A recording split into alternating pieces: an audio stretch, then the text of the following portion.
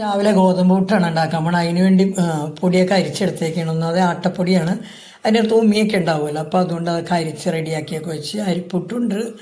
അപ്പോൾ അരിപ്പുട്ട് കഴിക്കാത്ത ആൾക്കാർക്ക് ഗോതമ്പ് പുട്ട് ഉണ്ടാക്കും. അപ്പോൾ ഗോതമ്പ് പുട്ട് നമ്മളെപ്പോഴും ഉണ്ടാക്കുമ്പോഴത്തേക്ക് അതിനകത്ത് കുറച്ച് ഒരു പിടി തേങ്ങയെങ്കിലും ഇട്ടിട്ടാണ് തിരുമാറ്. അല്ലാതെ നമ്മൾ പുട്ടിന് പൊടി താഴെയും പുട്ടിൻ്റെ കണക്കകത്ത് താഴത്തെ മേലുമായിട്ടൊന്നും വെക്കാറില്ല. ഇവർക്ക് അങ്ങനെ തേങ്ങ ഇടണ വലിയ ഇഷ്ടമൊന്നുമല്ല പിള്ളേർക്ക്, അതുകൊണ്ട് അങ്ങനെ ഉണ്ടാക്കാറുമില്ല നമ്മൾ. പിന്നെ അപ്പോൾ പുട്ടൊക്കെ റെഡിയായി. ഗ്രീൻ പീസ് കറിയാണ്. ഗ്രീൻ പീസ് കറിയും പുട്ടും കൂടി ഒരു കോമ്പിനേഷൻ അല്ലെന്ന് പറഞ്ഞ് ഇവിടെ കഴിക്കാൻ വേണ്ടിയ പിള്ളേർക്ക്. നമ്മൾ ഇടിയപ്പത്തിനാണ് ഗ്രീൻ പീസ് എപ്പോഴും ഉണ്ടാക്കാറ്. ഇതിപ്പോൾ ഇന്ന് ഏതായാലും ഉണ്ടാക്കി. അപ്പോൾ അതുകൂടി അഡ്ജസ്റ്റ് ചെയ്യട്ടെ എന്ന് പറഞ്ഞ് പിന്നെ പഴമുണ്ട് ഏതായാലും. ഇപ്പോൾ ചോറിനും കൊണ്ടുപോകാൻ മോരുകറി ഉണ്ടാക്കിയത്. ഇന്ന് രണ്ടുപേർക്ക് ചോറ് വേണ്ട, അതുകൊണ്ട് ഇന്ന് മോരുകറി.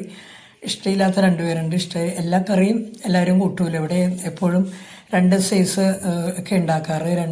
ഒരു കൂട്ടുകാർ കൂട്ടണം, ഒരു കൂട്ടർ കൂട്ടൂല, അങ്ങനത്തെ പരിപാടിയാണ് ഇവിടെ. അപ്പോൾ ഭയങ്കര രാവിലെയൊക്കെ ഭയങ്കര ബുദ്ധിമുട്ടാണ് ഈ കറി ഉണ്ടാക്കുന്ന കാര്യത്തിലൊക്കെ. അതൊക്കെ എല്ലാം ഉണ്ടാക്കിയിട്ട് ഞാൻ പിള്ളേർ പോയി കഴിഞ്ഞപ്പോൾ തന്നെ പെട്ടെന്ന് ചായയൊക്കെ കുടിച്ച് കഴിഞ്ഞാൽ എനിക്ക് ഉച്ചക്കത്തേക്കുള്ള ജോലിയുണ്ട്. ഉച്ചക്ക മുരിങ്ങക്കായും ചക്കക്കുരു മാങ്ങയും കൂടി കറി വെക്കാമെന്ന് ഓർത്ത് ചെമ്മീനൊക്കെ ഇട്ട്. അപ്പം നമ്മുടെ മേളിൽ 2 മുരിങ്ങക്കായ ഉണ്ടായിട്ടുണ്ടായിരുന്നു. അതിൻ്റെ വീഡിയോ ഞാൻ എടുത്ത് വെച്ചിടാൻ പറ്റിയില്ലായിരുന്നു. അപ്പോൾ ചെമ്മീനൊക്കെ നന്നാക്കി വെച്ചിട്ടുണ്ട്. അപ്പോൾ അതിനുള്ള കറി വെക്കാനുള്ള പരിപാടിയിലാണ് ഇനി. ഇത് കഴിഞ്ഞിട്ടുണ്ട് എനിക്ക് മീറ്റിങ്ങിനൊക്കെ പോകാൻ. അപ്പോൾ അങ്ങനെ ഞാൻ കറിയൊക്കെ വെക്കട്ടെ.